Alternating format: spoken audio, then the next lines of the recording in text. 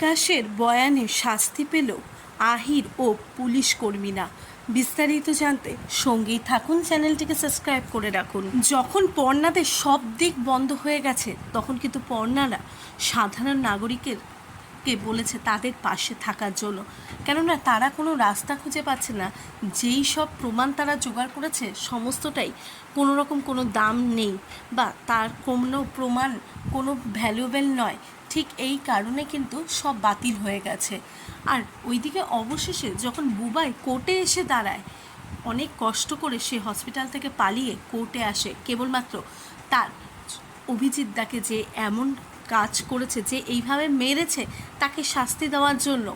আর তার জন্য কিন্তু তখন কোর্টের উকিলও এমন করে দরপ্যাচ চালায় যে তাকে পুরো বিপাকে ফেলে দেয়। কেননা বলে যে এ আলোকপর্ণার বাড়ির ছেলে, তাই আলোকপর্ণা সমস্ত কিছুই একে শিখিয়ে রেখেছে। ওইদিকে কিন্তু বুবাই বলে যে না, সে সমস্তটা নিজের চোখে দেখেছে, কিন্তু কোনো প্রমাণ তেমনভাবে পাওয়া যায় না। অবশেষে আর কোনো রাস্তা না পেয়ে সকলেই হাল ছেড়ে দেয়, কোনো রকম কোনো উপায় থাকে না।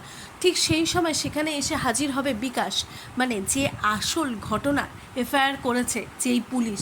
সমস্ত পুলিশের চাপে পড়ে সে এতদিন গা ঢাকা দিয়েছিল, কোনো রকম কোনো হেল্প করতে পারেনি। যদিও বা পেজের কথাটা বলেছিল ঠিকই, যে এফআইআরের পেজের কথা, কিন্তু শেষ পর্যন্ত কোনো রকম কোনো হেল্প করতে পারেনি।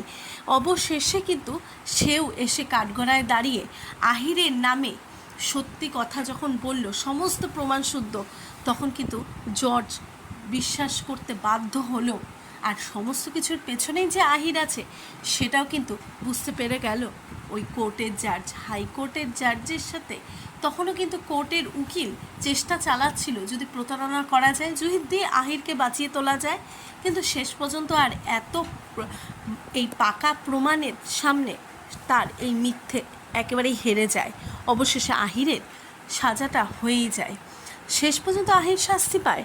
আর এবারে কিন্তু সবাই প্রচণ্ড স্বস্তির নিঃশ্বাস পায় যে সত্যি সত্যি ওপরতলার চাপে পড়ে নিচের তলার কোনো রকম কোনো দিনই দেবে থাকতে পারে না।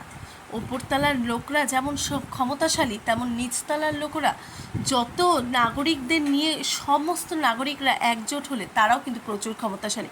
শেষ পর্যন্ত জয়ী হলো পর্ণার। আপনারাও কি এটাই চাইতেন? প্লিজ আপনারাও আপনাদের মতামত অবশ্যই কমেন্ট বক্সে কমেন্ট করে জানান।